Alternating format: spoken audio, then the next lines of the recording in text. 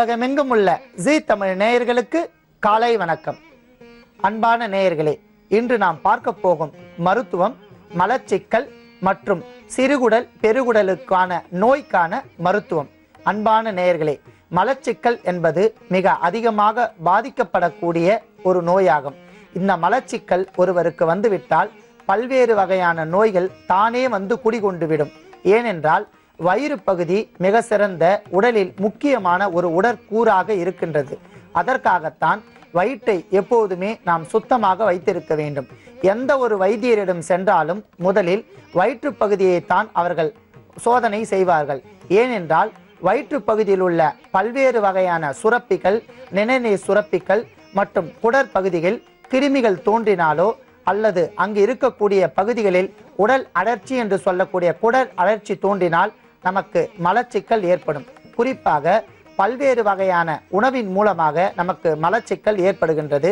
குறிப்பாக அதிலும் மலச்சிக்கல் ஏற்படுவதற்கான காரணங்கள் அதிகப்படியாக சொல்லக்கூடிய காரணங்கள் என்னவென்றால், செயற்கை முறையில் தயாரிக்கப்பட்ட உணவுகள், மைதா மற்றும் செயற்கை குளிர்பானங்கள், பல்வேறு வகையான ஜீரணம் ஆகாத பொருட்களை நாம் உண்ணுவதால் நமக்கு மலச்சிக்கல் ஏற்படுகின்றது. இந்த மலச்சிக்கல் ஒருவருக்கு வந்துவிட்டால் வயிறு உப்பசம் மற்றும் வயிற்று பகுதியில் உள்ள சுரப்பிகள் படிப்படியாக அதனுடைய செயல்பாட்டை குறைத்துவிடும். உடனடியாக மலச்சிக்கல் வந்தவர்களுக்கு காலை கடன்கள் கழிப்பதில் அதிகப்படியான ஒரு சிக்கல் ஏற்பட்டு அவர்களுக்கு கேஸ்ட்ரிக் என்று சொல்லக்கூடிய வாயு தொந்தரவுகள் ஏற்படும். இந்த தொந்தரவுகள் ஒருவருக்கு ஏற்பட்டுவிட்டால் பல்வேறு வகையான நோய்கள் வந்துவிடும். புளியேப்பம் என்று சொல்லக்கூடிய புளிச்ச ஏப்பம் வரும். அவர்கள் வாய்ப்பகுதியிலிருந்து ஒரு வகையான துர்நாற்றம் வீசும். மேலும் மலச்சிக்கல் ஒருவருக்கு வந்தால் முதுகுத்தண்டும் பாதிப்படைந்து முதுகு வலி தோன்றும். இந்த நோயில் இருந்து நம்மை எவ்வாறு பூரணமாக விடுதலை பெற்றுக்கொள்ளலாம் என்பதற்கான மருத்துவத்தை இப்போது நாம் பார்க்க போகிறோம். அதற்காக நாம் எடுத்துக்கொள்ள போகும் அற்புதமான மூலிகை காய் கடுக்காய். அன்பான நேயர்களே, இந்த கடுக்காயை பற்றி கூறாத சித்தர்களே இல்லை எனலாம். இது ஒரு காயகற்ப மருந்து. காயம் என்றால் உடம்பு, கற்பம் என்றால் ஆண்டுகள் பல ஆயினும் கெடாமல் பாதுகாக்கக்கூடியது. இந்த உடலை பல ஆயிரம் ஆண்டுகள் ஆனாலும் கெடாமல் பாதுகாத்து நீண்ட நாட்கள் உயிரோடு வாழச் செய்வதற்கான அற்புதமான ஒரு காய் இந்த கடுக்காய். இந்த கடுக்காயை சமஸ்கிருதத்தில் வரிக்காய் என்றும், ஆங்கிலத்தில் இந்தியன் கல்நட் என்றும், மலையாளத்தின் அரட்டிக்காய் என்றும், தூய தமிழில் கடுக்காய் என்றும், சமஸ்கிருத் மற்றும் தாவரவியல் பெயரில் அரிடிகா ரெமிலிகா செப்பா என்றும் கூறப்படுகிறது. இந்த கடுக்காயை பல்வேறு வகையான நோய்களுக்கு நாம் மூலப்பொருளாக எடுத்துக்கொள்ளலாம். இந்த கடுக்காய் மிக அடர்ந்த பெரிய பெரிய காடுகளில் மிக பிரம்மாண்டமான மரமாக வளர்கின்ற ஒரு அற்புதமான மரமாகும். இந்த கடுக்காயை போகர், தேரையர், அகத்தியர், பல்வேறு வகையான சித்தர்கள் இந்த கடுக்காயை பற்றி அற்புதமான ஒரு மகத்துவத்தை கூறி வருகின்றனர். குறிப்பாக போகர் கடுக்காயை 7 வகைகளாக பிரிக்கின்றார். வரிக்காய், சிவந்தி, அபயன், விஜயன், சிபிவிருத்தி, சிவா என்று 7 வகைகளாக பிரிக்கின்றார். மேலும் கடுக்காயில் இன்னும் சில வகைகள் உள்ளன. வரி கடுக்காய், கருங்கடுக்காய், செங்கடுக்காய், பால் கடுக்காய். இந்த வகைகள் எல்லாம் மிக அபூர்வமாக கிடைக்கக்கூடிய அற்புதமான ஒரு கடுக்காய் ஆகும். கடுக்காயை எந்த வகையிலாவது நாம் தினந்தோறும் பயன்படுத்தி வந்தால் அற்புதமான நம் தேக உடம்பை உயிருள்ளவரை பாதுகாத்து தாயை விட மேலாக பாதுகாக்கும் என்று ஔவையார் கூறுகிறார். ஔவையாரினுடைய பாடல் கூற்றுப்படி காலையில் இஞ்சி, நண்பகல் சுக்கு, மாலையில் கடுக்காய், ஒரு மண்டலம் தின்று வந்தால் கோலை ஊன்றி நடக்கும் கிழவர் கூட கோலை வீசி குழாவி நடப்பாரே என்று கூறுகிறார். முதுகுத்தண்டை நிமிரச் செய்வதில் கடுக்காய்க்கு மிக அற்புதமான ஆற்றல் உண்டு. மேலும் வயதான தோற்றத்தை படிப்படியாக குறைத்து இளமைத்தன்மையை நீடிக்கக்கூடிய அற்புதமான ஒரு காயகற்ப மருந்து. இந்த கடுக்காய் பல்வேறு வகையான நோய்களை போக்கும். குறிப்பாக செங்கடுக்காய் என்று சொல்லக்கூடிய கடுக்காய் வாத பித்த கபத்தை நீக்கும். கருங்கடுக்காய் என்று சொல்லக்கூடிய கடுக்காய் மலச்சிக்கலை தீர்த்து மலபந்தத்தை அறவே ஒழிக்கும், பித்தத்தை தணிக்கும். கடுக்காயின் குணங்கள் என்னவென்றால், தேக ஆரோக்கியத்தை பாதுகாக்கும், பித்தத்தை தணிக்கும், நாவறட்சியை அகற்றும், உள் ஒளி ஆற்றும், தேகத்தை நிமிரச் செய்யும், முதுகுத்தண்டை உழலாற்றும் பல்வேறு வகையான நோய்களுக்கு இது ஒரு அருமருந்து. நாளெல்லாம் பேசிக்கொண்டு இருக்கும் அளவிற்கு இந்த கடுக்காய்க்கு ஒரு ஆற்றல் உள்ளது. பல்வேறு வகையான காடுகளில் அபூர்வமாக கிடைக்கக்கூடிய கடுக்காய்களை கொண்டும் எளிதாக கிடைக்கக்கூடிய கடுக்காய்களை கொண்டும் நம் சித்தர் பெருமக்கள் அன்றாடம் நாம் கடுக்காயை பயன்படுத்தி வந்தால் எல்லா நோய்களையும் தீர்த்து கொள்ளலாம் என்று கூறுகிறார். குறிப்பாக அகத்தியர் என்கிற சித்தர் மலச்சிக்கலுக்கான அற்புதமான ஒரு வழியை கடுக்காய் மூலம் துவையலாக செய்து சாப்பிடலாம் என்று கூறுகிறார். அந்த மருந்தை தான் இப்போது நாம் செய்முறையாக பார்க்க போகின்றோம். அதற்காக நாம் எடுத்துக்கொள்ளக்கூடிய காய் கருங்கடுக்காய். இந்த கருங்கடுக்காய் என்று சொல்லக்கூடிய காய் மிக எளிதாக கிடைக்கக்கூடிய எல்லா இடங்களிலும் கிடைக்கக்கூடிய அற்புதமான ஒரு காயாகும். எப்பொழுதுமே கடுக்காயை அகநெஞ்சு என்று கூறுவார்கள். கடுக்காய் அகம் என்றால் உள்ளே. உள்ளே இருக்கக்கூடிய விதைகளுக்கு நஞ்சு இருப்பதால் நாம் உள் விதைகளை நீக்கி மேல் தோலை மட்டுமே பயன்படுத்த வேண்டும். இஞ்சிற்கு எப்படி மேல் தோலில் ஒரு நஞ்சு உள்ளதோ அவ்வாறே கடுக்காய்க்கு அகத்தில் உள்ளே ஒரு நஞ்சு உள்ளது, அதை நீக்க வேண்டும். ஆகையால் நீக்கிய நாம் கடுக்காயை பயன்படுத்த வேண்டும். அடுத்ததாக நாம் பயன்படுத்த போகும் பொருள் கொத்தமல்லி. எப்பொழுதுமே இளமையாகவும் பல்வேறு வகையான நோய்களுக்கு அருமருந்தாகவும் மிக அற்புதமான வாசனை ஊக்கியாகவும் இருப்பதால் கொத்தமல்லியை நாம் எடுத்துக்கொள்ளலாம். பச்சை மிளகாய் மிகுந்த காரத்தன்மை உடைய ஒரு மிளகாய், புற்றுநோய் வராமல் பாதுகாக்கும். ஆகையால் பச்சை மிளகாயும் நாம் எடுத்துக்கொள்ளலாம். அடுத்ததாக புளி. எந்த ஒரு துவையல் லேகியம் செய்வதற்கு நாம் பழம்புளி என்று சொல்லக்கூடிய புளியை பயன்படுத்தலாம். புளிச்சத்திலிருந்து நமக்கு தேவையான அளவிற்கு உப்புச்சத்தும் சேர்த்து இருப்பதால் புளிச்சத்தை நாம் பயன்படுத்தலாம். அடுத்ததாக உளுந்தம் பருப்பு. உளுந்து என்று சொல்லக்கூடிய மேல் தோல் நீக்கிய உளுந்தை நாம் பயன்படுத்த வேண்டும். இடுப்பு பகுதியை சரி செய்யும், முதுகுத்தண்டை சரி செய்யும், மேலும் வயிற்று பகுதியில் உள்ள குற்றங்களை நீக்கும். ஆகையால் உளுந்தை எடுத்துக்கொள்ளலாம். அடுத்ததாக நாட்டு பசுனை. எப்பொழுதுமே நாம் இயற்கை முறையில் கிடைக்கக்கூடிய பொருளையே பயன்படுத்த வேண்டும். நாட்டு பசுனைக்கு மிக சிறந்த ஆற்றல் என்னவென்றால் உடலை குளிர்ச்சி அடை செய்வதால் நாட்டு பசுனையும் நாம் எடுத்துக்கொள்ளலாம். அடுத்ததாக பூண்டு. வெள்ளை பூண்டு என்று சொல்லக்கூடிய அற்புதமான ஒரு நாட்டு மருந்து. இந்த பூண்டு பல்வேறு வகையான நோய்களுக்கு ஒரு அற்புதமான மருந்து. எளிதில் ஜீரணம் செய்யக்கூடிய ஒரு பொருளாக இருப்பதால் பூண்டையும் நாம் எடுத்துக்கொள்ளலாம். அடுத்ததாக மேல் தோல் நீக்கிய இஞ்சி. இஞ்சி துண்டை சிறு சிறு வில்லைகளாக எடுத்துக்கொண்டு மேல் தோலை நீக்கியே நாம் பயன்படுத்த வேண்டும். மற்றும் செரிமானத்திற்கு மிக சிறந்த ஒரு அற்புதமான பொருள். எந்த ஒரு செரிமானத்திற்கும் நெஞ்சு எரிச்சல் என்று சொல்வாங்க. மார்பக பகுதியில் எரிச்சல் இருந்தால் உடனடியாக இஞ்சி துண்டுகளை நாம் சிறிது மென்று தின்றோமானால் அற்புதமான முறையில் ஜீரணம் செய்து நமக்கு நெஞ்சு எரிச்சலை போக்கும். ஆகையால் இஞ்சி துண்டையும் நாம் எடுத்துக்கொள்ளலாம். சுவைக்காகவும் நாவறட்சியை கட்டுக்குள் கொண்டு வருவதற்காகவும் நாம் தூள் செய்யப்பட்ட உப்பை எடுத்துக்கொள்ளலாம். அன்பான நேயர்களே, இத்தனை பொருட்களையும் கொண்டு நாம் மலச்சிக்கல் மற்றும் குடல் பகுதி என்று சொல்லக்கூடிய குடலில் உள்ள குடல் அழற்சி என்று சொல்வார்கள், அந்த நோய்கள் எல்லாம் மிக அற்புதமான முறையில் எவ்வாறு நீக்கிக் கொள்ளலாம் என்பதற்கான ஓர் உணவே மருந்து என்கிற கூற்றின்படி ஓர் துவையல் ஒன்றை செய்ய போகிறோம். அந்த துவையலின் செய்முறையை சற்று இடைவேளைக்கு பிறகு பார்க்கலாம். இடைவேளைக்கு முன்பாக நாம் மலச்சிக்கலை எவ்வாறு நீக்கிக் கொள்ளலாம் என்பதற்கான மருத்துவத்தின் பெயர்களை பார்த்தோம். அதற்காக தேவைப்படும் மூலிகை கடுக்காயினுடைய வகைகளை பார்த்தோம்.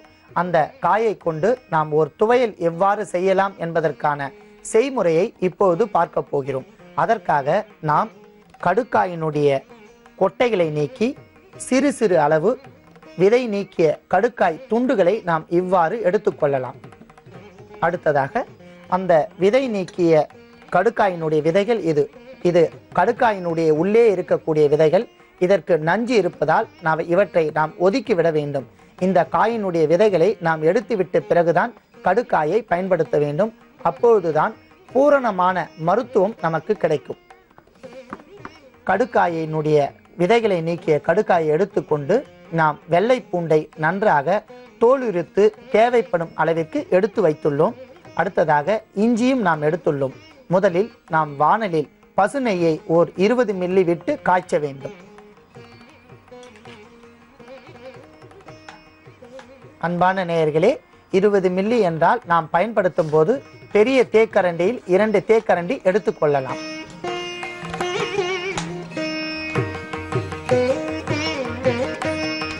நன்றாக காய்ந்த பசுநெய்யில் நாம் முதலில் உளுத்தம் பருப்பை தாளிதம் செய்வதற்கு நன்றாக பொன் வறுவலாக 10 கிராம் இட்டு வறுக்க வேண்டும்.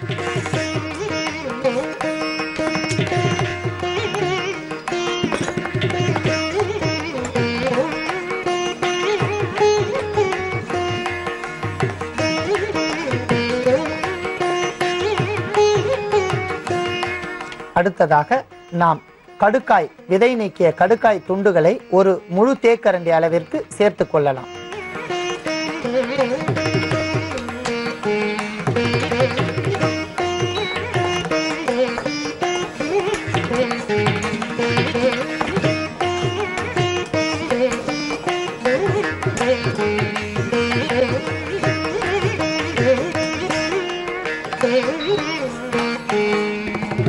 தோல் உரித்த வெள்ளை பூண்டை நாம் ஒரு தேக்கரண்டி அளவிற்கு சேர்த்துக் கொள்ளலாம்.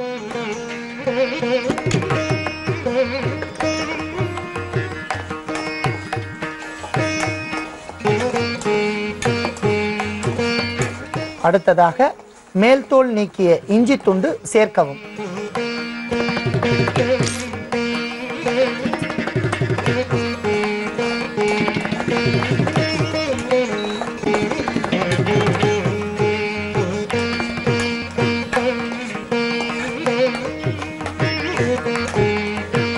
காம்பு நீக்கிய பச்சை மிளகாய் எண்ணிக்கையில் 4 அல்லது 5 சேர்த்துக் கொள்ளவும்.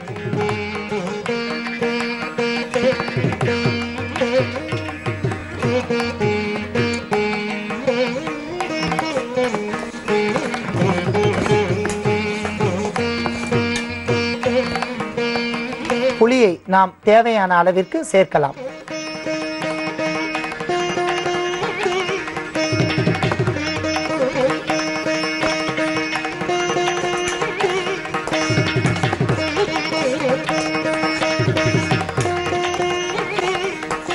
இறுதியாக நறுக்கி வைக்கப்பட்ட கொத்தமல்லி தழைகளை நாம் ஒரு 10 கிராம் அளவிற்கு சேர்த்துக் கொள்ளவும்.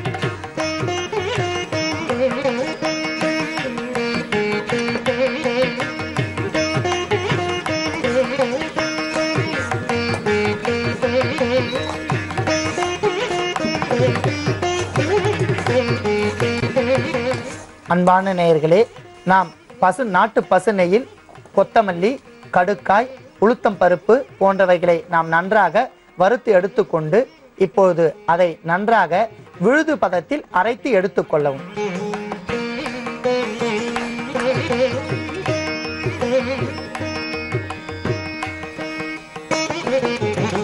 அன்பான நேயர்களே, கடுக்காய் போன்ற பொருட்களை நாட்டு பசுனை நாம் நன்றாக பொன் வறுவலாக வறுத்து எடுத்துக்கொண்டு வைத்துள்ளோம். இப்போது இதை அனைத்தும் சேர்த்து நாம் விழுது பதத்தில் அரைத்து எடுத்துக்கொள்ளலாம். அன்பான நேயர்களே, நாம் கடுக்காயுடன் மற்ற பொருட்களை சேர்த்து நன்றாக விழுது போல் அரைத்து எடுத்துள்ளோம். இப்பொழுது இந்த விழுதை நாம் மீண்டும் ஒரு முறை தாளிதம் செய்வதற்காக கடாயில் சிறிது பசுனை விட்டு நன்றாக வதக்க வேண்டும்.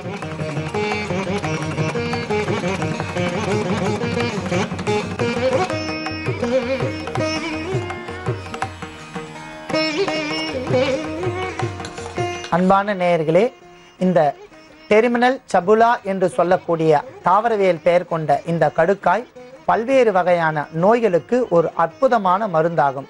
இந்த கடுக்காயை ஒவ்வொரு மாதத்திலும் ஒவ்வொரு வகையான சூரணத்துடன் சேர்த்து நாம் சாப்பிட்டு வந்தோமானால் பல்வேறு வகையான நோய்களை படிப்படியாக தணித்துவிடும். குறிப்பாக ஆடி மாதத்தில் பனை வெள்ளத்தில் இந்த கடுக்காயை நாம் சாப்பிட்டு வந்தோமானால் நரம்பு சம்பந்தப்பட்ட கோளாறுகள் மற்றும் அதிமூத்திர ரோகம் என்று சொல்லக்கூடிய அதிகப்படியாக மூத்திர நோய்களை படிப்படியாக சரி செய்யும். மேலும் முதுகு தண்டுவடத்தில் உள்ள பல்வேறு வகையான குற்றங்களை சீர் செய்யும். நம் சித்தர் பெருமக்கள் ஒவ்வொரு மாதத்திற்கான சூரணத்துடன் ஒவ்வொரு பொருளை சேர்த்து சாப்பிட்டால் பல்வேறு வகையான நோய் விலகும் என்று கண்டறிந்து பழைய ஏடுகளில் எழுதி வைத்துள்ளார்கள். அந்த வகையில் ஆடி மாதம் என்று சொல்லக்கூடிய இந்த மாதத்திற்கு கடுக்காயை பனை வெல்லத்துடன் சேர்த்து சாப்பிட்டால் அற்புதமான பலன்களை நாம் பெற முடியும். தேகத்திற்கு ஒரு கற்ப மருந்தாக செயல்பட்டு ஆரோக்கியத்தை தரக்கூடிய அற்புதமான கடுக்காய் ஆகும். ஆகவேதான் உணவில் நாம் கடுக்காயை தினந்தோறும் சேர்த்து கொள்ளலாம் அல்லது தீநீராக அருந்தலாம். மிகுந்த நன்மை தரக்கூடிய ஒரு காயாக இது இருப்பதால் தான் கடுக்காயை சித்தர்கள் அன்றாடம் சாப்பிட வேண்டும் என்று அறிவுறுத்துகிறார்கள். அந்த வகையில் நாம் உணவே மருந்து என்கிற முறையில் நாம் துவையல் செய்து கொண்டிருக்கிறோம். இப்பொழுது நன்றாக காய்ந்த பசுநெய்யில் கடுக்காய் துவையலை நாம் வதக்குவதற்கு முதலில் நன்றாக காய்ந்த பசுநெய்யில் தாளிதம் செய்வதற்காக கடுகலப்பு 5 கிராம் அளவிற்கு சேர்க்க வேண்டும்.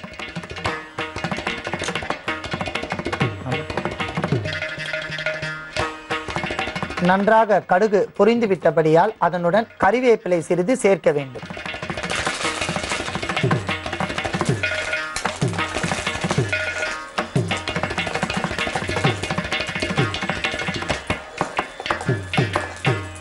அரைத்து வைத்துள்ள கடுகாய் விழுதை நாம் அதனுடன் சேர்த்து நன்றாக வதக்க வேண்டும்.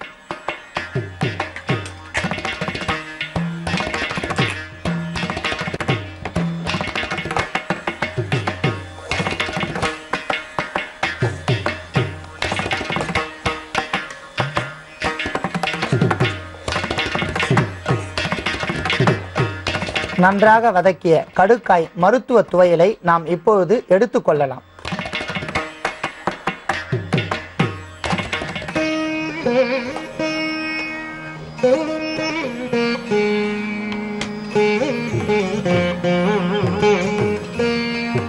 அன்பான நேயர்களே, அற்புதமான இந்த நாட்டு பசுநெய்யில் கடுக்காயுடன் மற்ற மூலப்பொருட்கள் சேர்ந்து நாம் ஒரு விழுதை துவையலாக செய்து எடுத்துள்ளோம்.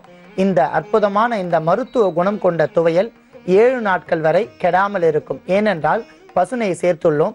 இதை பத்திரமாக பாட்டிலில் அடைத்து வைத்துக் கொள்ளலாம். மலச்சிக்கல் மற்றும் குடல் அழற்சி நோய் உள்ளவர்கள் தினந்தோறும் இந்த கடுக்காய் துவையலை 3 நாட்கள் மட்டும் நண்பகல் வேளையில் சூடான சாதத்துடன் பிசைந்து சாப்பிட்டு வந்தார்களானால் அவர்களுக்கு பூரணமாக வயிற்று சம்பந்தப்பட்ட நோய் நீங்குவதுடன் மலச்சிக்கல் பூரணமாக நீங்கிவிடும். மலம் எளிதில் கழியக்கூடிய வாய்ப்பு ஏற்படும். மேலும் மலக்குடலில் உள்ள புழுக்களும் சாகடிக்கும். குடல் அழற்சி படிப்படியாக நீங்கிவிடும். முதுகு தண்டில் உள்ள வலிகள் குறைந்துவிடும். பார்ப்பதற்கு மிக எளிமையாக தெரிந்தாலும் பல்வேறு வகையான மருத்துவ குணங்கள் கொண்ட அற்புதமான இந்த துவையலை இடைவெளிக்கு முன்பாக நாம் கடுக்காய் என்கிற மூலிகையை கொண்டு மலச்சிக்கலை எவ்வாறு தீர்த்து கொள்ளலாம் என்பதற்கான ஒரு வழிமுறையை பார்த்தோம். இப்பொழுது அதே கடுக்காயை கொண்டும் பனங்கற்கண்டை கொண்டும் ஒரு தீநீர் செய்து கண் நோய் மற்றும் அதிமூத்திர ரோகம் என்கிற நோய்க்கான மருத்துவத்தை பார்க்க போகிறோம். ஒரு சிலருக்கு உடனடியாக முதுகுத்தண்டு பகுதியில் ராஜப்பிளவை கட்டி என்கிற ஒரு கட்டி வரும். அந்த கட்டி வந்தால் அறுவை சிகிச்சை மேற்கொண்டால் அவர்களுக்கு டவுன் பிளாடர் கண்ட்ரோல் என்கிற ஒரு நோய் தாக்கிவிடும். அந்த டவுன் பிளாடர் கண்ட்ரோல் என்கிற நோய் வந்தால் இயற்கையாக சிறுநீர் கழிப்பது தடைப்பட்டது. செயற்கை முறையில் அவர்கள் சிறுநீர் கழிக்க வேண்டியது வரும். அல்லது ஆங்கிலத்தில் கெத்திட்டினா இன்செக்ட்ஸ் என்று சொல்லக்கூடிய ஓர் சுரப்பியை வைத்துக்கொண்டு செயற்கை முறையில் அவர்கள் சிறுநீர் கழிக்க வேண்டிய வரும். ஒரு சிலருக்கு அந்த முதுகுத்தண்டில் உள்ள நரம்பில் அடிபட்டு விட்டால் இயற்கையாக வரக்கூடிய மூத்திரங்கள் அல்லது சிறுநீர் பாதைகளுடைய வழியில் தடை ஏற்பட்டு அவர்களுக்கு அதிமூத்திர ரோகம் என்கிற நோய் தாக்கும். ஒரு சிலருக்கு கண் பகுதியில் புரை மற்றும் வெள்ளெழுத்து என்று சொல்லக்கூடிய நோய் தாக்கி கண் பார்வை படிப்படியாக குறையும்.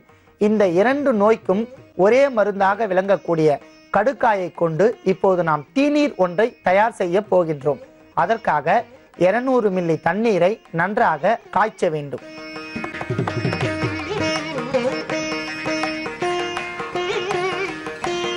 அன்பான நேயர்களே, பல்வேறு வகையான நோய்களுக்கு காரணமாக இருக்கக்கூடிய கிருமிகளை அழிக்கக்கூடிய அற்புதமான ஆற்றல் கடுக்காய்க்கு உள்ளது.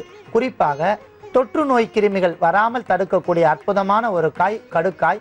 இந்த கடுக்காய் பழம், பிஞ்சு, பூ, உலர்ந்த காய் அத்தனையுமே மிகுந்த மருத்துவ குணமுடைய ஒரு காயாகும். இதன் விதைகளை மட்டும் எப்போதுமே நாம் நீக்கிவிட வேண்டும். விதைகளை நீக்கிவிட்டு நாம் பயன்படுத்தி வந்தோமானால் அற்புத பலன்களை தரும். பல்வேறு வகையான ஈரல் நோய், பல் நோய், அதிமூத்திர ரோகம் மற்றும் சிறுநீர் கோளாறுகள், பல்வேறு வகையான தொற்று நோய்களை நீக்கக்கூடிய அற்புதமான ஒரு மருத்துவ காய் இந்த கடுக்காய். ஆகையால் அன்றாடம் பயன்படுத்துங்கள் கடுக்காயை. ஒரு சிறிதளவேனும் பயன்படுத்தினால் மிகுந்த நன்மை தரும். நன்றாக கொதித்து கொண்டிருக்கின்ற அந்த நீரில் நாம் அரை தேக்கரண்டி அளவிற்கு கடுக்காய் மேல் தோலை மட்டும் இட்டு நன்றாக காய்ச்ச வேண்டும்.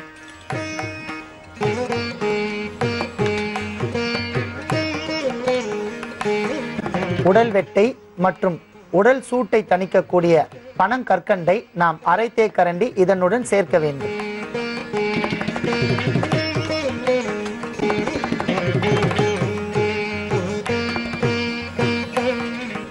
கடுக்காய் தோல், பனங்கற்கண்டு இவற்றை நன்றாக கொதிக்க வைத்த அந்த நீரை நாம் வடிகட்டி எடுத்துக்கொள்ளலாம்.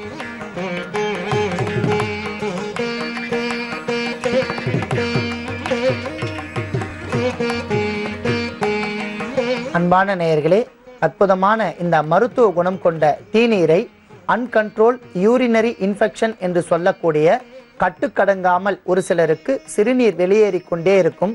அவர்களால் அதை தடுக்க முடியாது. அப்படியே நவீன மருத்துவத்தில் சென்றாலும் பல்வேறு வகையான உபரி நோய்கள் வந்துவிடும். ஏனென்றால் நவீன மருத்துவத்தில் மருந்துகளை உட்கொண்டால் நமக்கு பக்க விளைவுகள் ஏற்படும். நம் பாரம்பரிய சித்த மருத்துவத்தில் மட்டுமே எந்த வகையான பக்க விளைவும் இல்லாத ஓர் மருத்துவத்தை நாம் பார்த்து வருகிறோம். அந்த வகையில் இந்த கடுக்காய் தீநீரை மாதத்திற்கு 3 முறை அல்லது வாரத்திற்கு 1 முறை அல்ல என்றால் 3 முறை மட்டும், மாதத்திற்கு 3 முறை மட்டும் இந்த தீநீரை செய்து பனங்கற்குடன் சேர்த்து கலந்த இந்த தீநீரை காலை வேளையில் மட்டும் 50 மில்லி அளவிற்கு அருந்தி வந்தார்களானால் படிப்படியாக அவர்களுக்கு யூரினரி இன்ஃபெக்ஷன் என்று சொல்லக்கூடிய அதிமூத்திர ரோகம் படிப்படியாக விலகிவிடும். மேலும் கண் பகுதியில் உள்ள குற்றங்கள் அறவே நீங்கிவிடும். வெள்ளெழுத்து வருதல் மற்றும் கண் புகைச்சல் என்று சொல்லக்கூடிய அந்த நோய்கள் பூரணமாக நீங்கிவிடும். எளிமையாக எளிதில் கிடைக்கக்கூடிய கடுக்காய்களை கொண்டு எந்த வகையான பொருட்செலவும் அதிகப்படியான பொருட்செலவும் இல்லாமல் மிக எளிமையாக நாம் தயாரித்து வைத்து கொண்டிருக்கின்ற இந்த தீநீருக்கு மிகுந்த மருத்துவ குணம் உண்டு. ஆகையால் நேயர்கள் அனைவரும் படிப்படியாக இந்த மருத்துவத்தை நன்றாக குறிப்பெடுத்து கொண்டு தேவைப்படுகின்ற காலத்தில் இந்த தீநீரை செய்து நோயின்றி வாழ வேண்டுகிறேன். நன்றி, வணக்கம்.